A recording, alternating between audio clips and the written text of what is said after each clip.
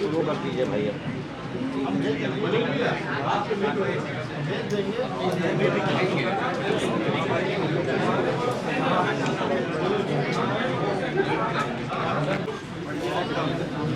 मैंने कोशिश तो की थी कि जो समय आपको मिला चला जाए।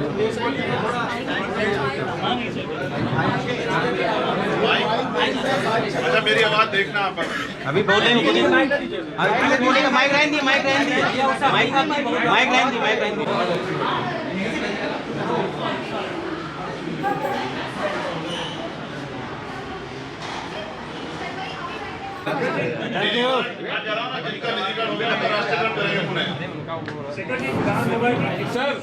सर अभी आप कहा इनके बाद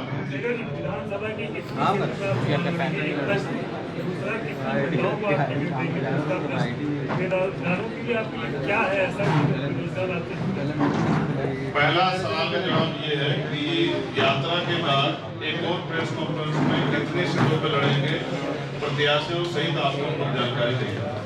हमारी तैयारी 403 विधानसभाओं में चल रही है। एक बात गठबंधन है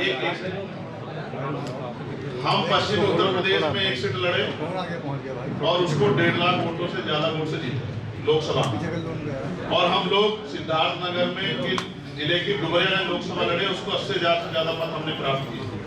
यानी कि आजाद समाज पार्टी ने 2022 के बाद जो मेहनत की है 2 साल 24 तक, उसका परिणाम मैंने आपको बता दिया, और 24 के बाद 26 और 2 साल हो गए।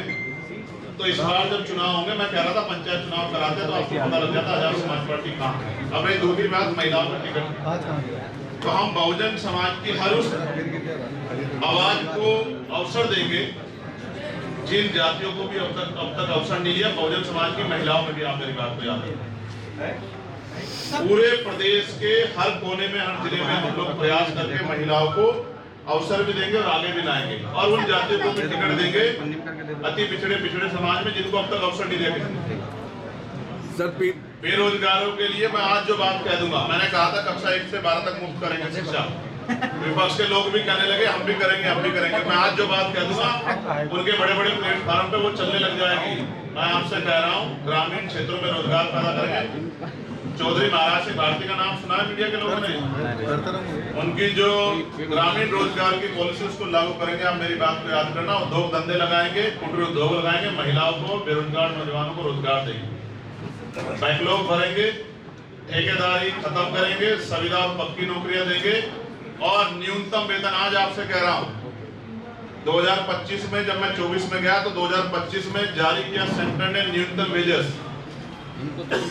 कुशल व्यक्ति को 753 रुपए मिलेंगे। आप बताओ मजदूर को कौन सा 753 रुपए मिलते हैं? अभी नोएडा में कितना बड़ा प्रोटेस्ट हुआ। हम न्यूनतम वेजेस लागू करवा के रहेंगे कुशल लोगों के लिए। सबको 753 रुपए से कम रोजगार नहीं मिलेगा, मानदेय नहीं मिलेगा, वेतन नहीं, वो दैनिक वेतन नहीं मिलेगा, चाहे वो सफाई का काम करे, चाहे वो खेत में काम करे, चाहे वो दिहाड़ी मजदूरी करे, चाहे वो किसी के और संस्थान पे काम करे, किसी दुकान पे काम करे। न्यूनतम वेजेस उत्तर प्रदेश में लागू करा करेंगे, क्योंकि केंद्र ने घोषणा की है, उत्तर प्रदेश सरकार लागू नहीं कर रही है। नोएडा जैसा आंदोलन नहीं होने देंगे, नौजवानों का और लेबर का खून नहीं चूसने देंगे सरकार को। आप मेरी बात को याद रखना। मथुरा के बरौली में जो हुआ 20 मई को 2 सगी बहनों की बारात पर हमले के बाद में अभी 5 दिन से मथुरा के अकबरपुर में पानी को रोक दिया गया। ये उत्तर प्रदेश का वही राम राज है जिसकी चर्चा उत्तर प्रदेश सरकार करती है कि यहाँ पानी तक रोकने दिया। आजादी से पहले जैसे हालात बनाए जा रहे हैं, इन सबका जवाब वोट की चोट से हमारे लोग देंगे। और मैं अभी एडमिनिस्ट्रेशन से बात करूँगा, ऐसे निकलती मुझे नहीं लगता कि अब कोई सवाल बचा है। भाई इलेक्ट्रिक मीटर के बारे में मैं एक क्वेश्चन और पत्रकारों को सर एक सवाल सर आपने कहा सबसे ज्यादा विधायक विधानसभा में आजाद समाज पार्टी से जाएंगे। सपा कह रही है 403 सीट पे हम तैयार है, कांग्रेस कह रही है 403 पे तैयार है। आप कितने पे तैयार हैं और किसी के साथ गठबंधन कर सकते हैं? 403 का मैं जिक्र कर चुका। 400 पार का नारा आया था, आपको याद नहीं आ रहा है? को लेकर सर क्या कोई 1 मिनट, 403 का नारा आया था, 400 पार करेंगे। हुआ क्या 400 पार? सब अपनी अपनी तैयारी के बलबूते खड़े हैं, बाकी जनता के हाथ में। आजाद समाज पार्टी अपनी मजबूती विधानसभा चुनाव में सबके सामने रखेगी। एक बात, गठबंधन देखो गठबंधन का मैं स्पष्ट कर दूं, बाकी तो प्रदेश नेतृत्व यहाँ बैठा है, उनका जो निर्णय होगा हम लोग उसका पालन करेंगे, क्योंकि उन्हीं को अपने प्रदेश के आधार पर निर्णय लेना है।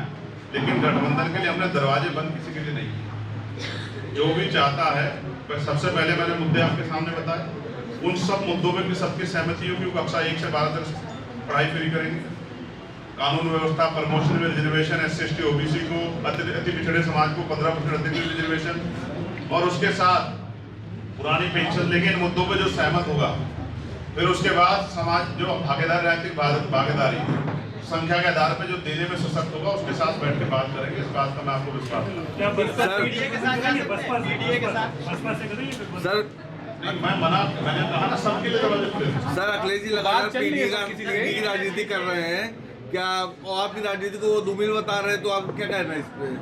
भाई मैं जो कहता हूँ और मैं जो करता हूँ, यानी कि कथनी और करनी को अगर हम तराजू रख के तोल लें तो हमें पता लग जाएगा। और सर रोनी जो उनकी नेता है रोनी धारवी, वो लगातार आप बता रहे कि आपकी राजनीति खत्म कर देंगे, तो उनके नेता का जवाब वही देंगे, मैं नहीं दूंगा। फिर आपसे आप समझे नहीं समझे, जो पार्टी जो नारा लगा रही है उस पर चलना उनकी जिम्मेदारी है।